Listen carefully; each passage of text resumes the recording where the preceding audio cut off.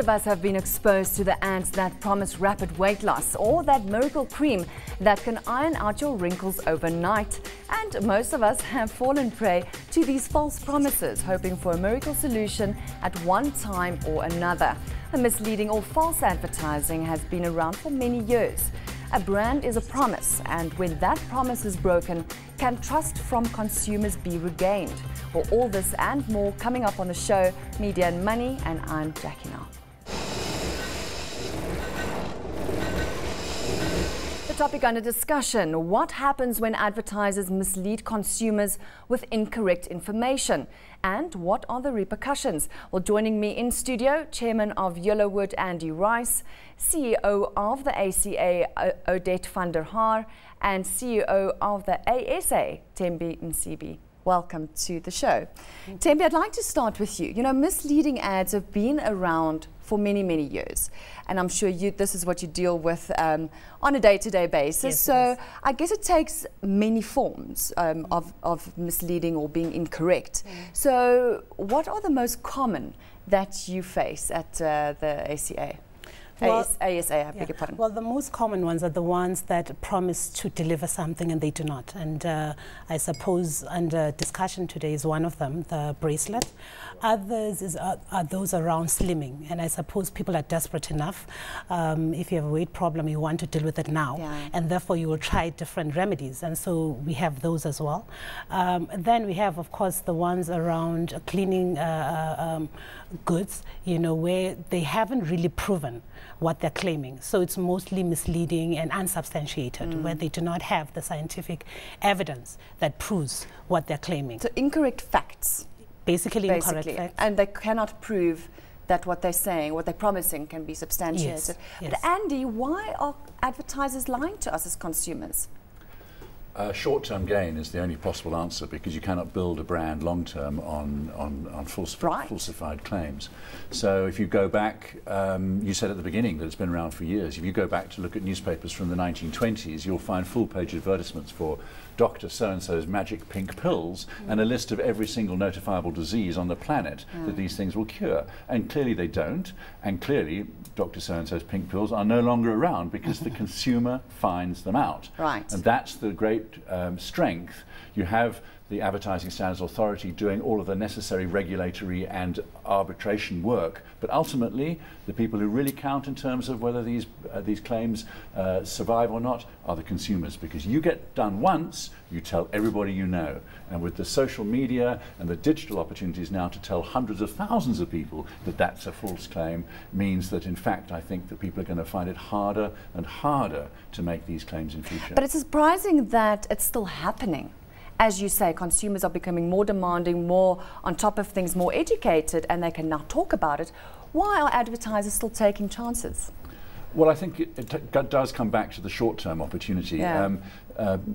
Particularly, I'm afraid to say, at the less sophisticated end of the market, where perhaps there's a greater sense of desperation and perhaps there's a greater sense of not having been exposed to past issues. And so if you can go in there quickly with a claim that sounds credible, take the money and run, then that's what people are going to do. But Odette, what do you think of when you think of misleading advertising? What comes to mind?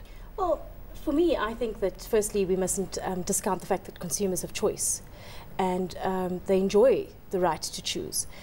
We also mustn't discount the fact that advertising affords choice, the opportunity to choose, and it doesn't really act as a gun to anybody's head to force them to purchase anything. So a lot of these products that enter the market, I consider the fact that businesses, no business, especially in these turbulent economic times, can afford to launch a product where there is no demand. So somewhere along the line, there had to have been a demand for the product. Somewhere along the line, somebody actually truly believed that this could work. And somewhere along the line, that created the opportunity then to sell these products and to market them to that specific target audience.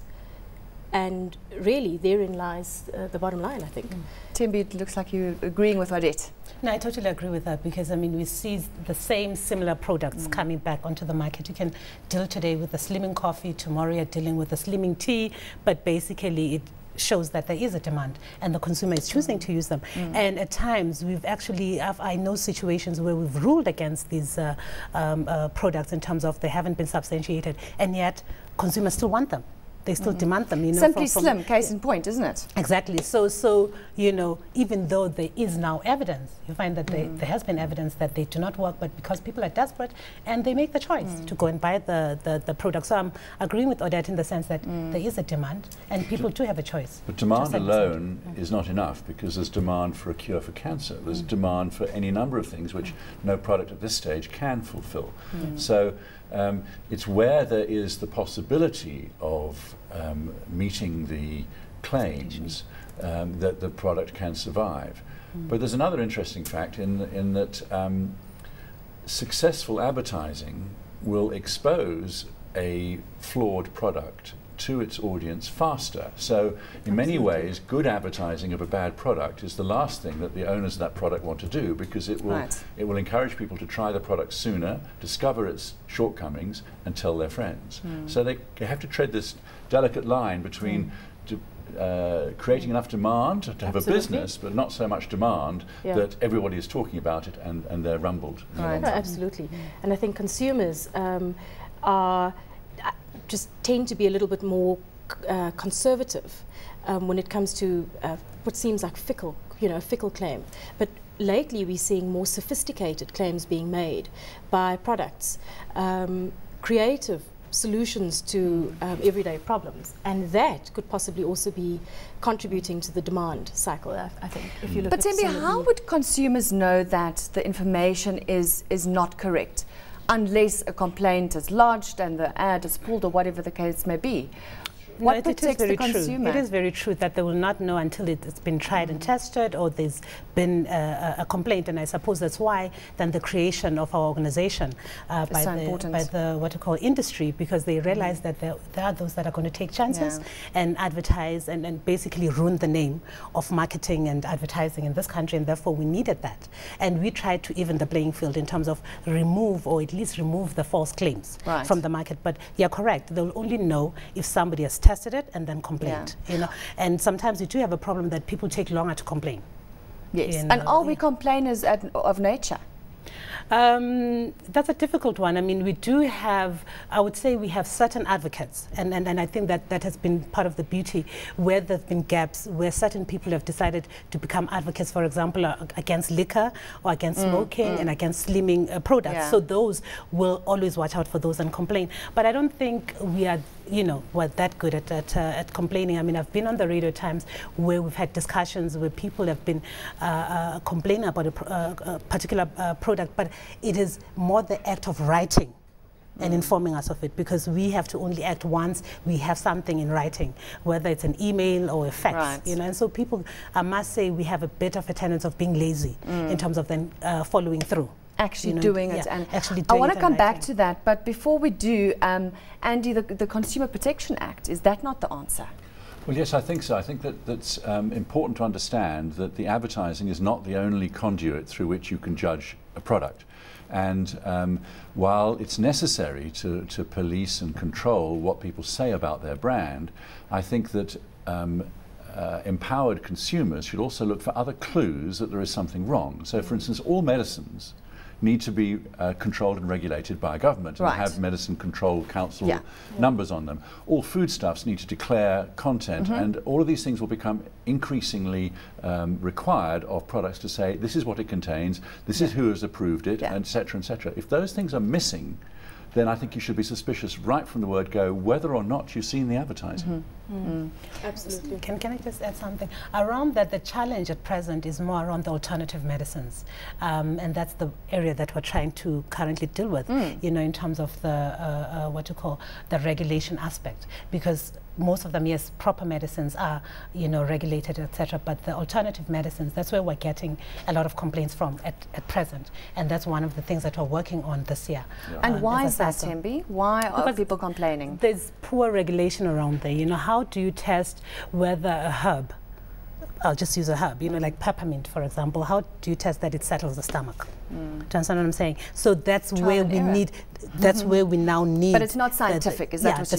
Scientific, we don't have yet scientific evidence, or at least they haven't done the work around it, because I'm sure at the end they will do the work. So it's fairly new stuff, and that's where advertisers are taking advantage right now.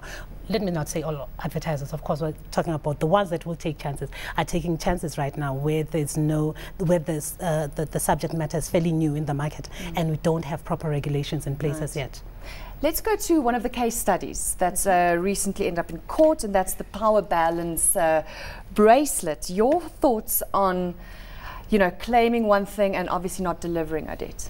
Well, I have a very different view about this power bracelet. I think that as a marketing or advertising campaign, it's done a very, very good job in that it got really a lot of people out of their seats and into the stores, and a lot of cash registers rang. So from a technical point of view, I think that it ticks all the blocks for a very effective campaign. On the other hand, I also do believe that one has to exercise some degree of common sense, and it is unfortunate that people felt that a rubber band with a magnetic sticker would do all sorts of magic things, you know. But I suppose, as you said earlier, you know, from a cultural perspective, or perhaps an alternative medicine perspective, people are looking for new and innovative and alternative things. Perhaps the harmlessness of a rubber band and a sticker was far more attractive than perhaps chemicals, if one was looking for, you know, some kind of solution for fitness or health and well-being. Andy, your thoughts? Well, I think it's absolutely right that they have been forced to admit that it has no provable medicinal value. Yeah. Having said that, I think that people may have derived other things from ownership and wearing of a bracelet than simply, will it make me feel better directly. Firstly, there's enough evidence, I think, that psychologically people can be cured of, or apparently cured of, physiological conditions through a change in their own attitude towards those conditions. So that may have had, was quite amazing. That may have had power some of the effect. mind. Absolutely. Because people actually said, I can't really feel anything when I've got it on, but when I take it off, I feel something. So the power of the mind, which is secondly, I think that, that people look for affiliation. They look for tribal belonging, and if that's an emblem of I'm part of this group, then that may also deliver value. It's almost like it became a fashion accessory. And that's the third item, that it definitely worked, whether it was misleading or not. But the question is, Andy, what happens to the brand? Well, it's not a brand. It's not a brand, it's a product at this stage. A brand needs trust. A brand needs long-term consumer support. Absolutely. A brand needs people to believe in it and know that it delivers. A brand is, as you said in the introduction, it's a promise made and a promise kept. And it only when you have both components, make the promise and keep it, that you have a brand. But then let's talk about CocaCola and the vitamin water scenario where that is a brand. What repercussions to the CocaCola brand? The judge ruled that the claims were false. It's not a health drink at all. It's got high levels of sugar, etc., etc. It's now going to trial, or they can change the name. Now, as a marketer, Andy, I need to pose this to you again. As a marketer or advertiser, what would you do? Well, I would look at that very carefully to see what impact it might have on the parent brand, because the value lies in two things: brand Coke, the Coca-Cola brand itself that we drink, and in the corporate brand, the Coca-Cola company. And if you are going to endorse a sub-brand that's not brand Coke with this is from the Coca-Cola company, and therefore it brings with it all of the trustworthiness, then you should remember that equity flows both ways. So the positive equity flows from the Coca-Cola company into your sub-brand. That's it. That's what the marketer is saying. This thing hits the ground running because it comes from Coke. Absolutely. But you remember that the equity can flow the other way. If this thing is phony, then you are starting to dilute the equity of the parent brand. So it may well be that if the product cannot be rehabilitated, that it should be culled. We need to leave it to the parent brand and a long-established too much damage. So rather pull it, or is it even worth renaming it, Odette? Well, I think relaunching it. If, as Andy is saying, that the equity, the negative equity, is so detrimental to the parent brand, which is an established brand, there's a history and a heritage with Coca-Cola. If that is going to be in any way tainted or tarnished, and the damage is so irrevocable, I would sooner cull the new brand or the new product and cut your losses. Absolutely. Absolutely.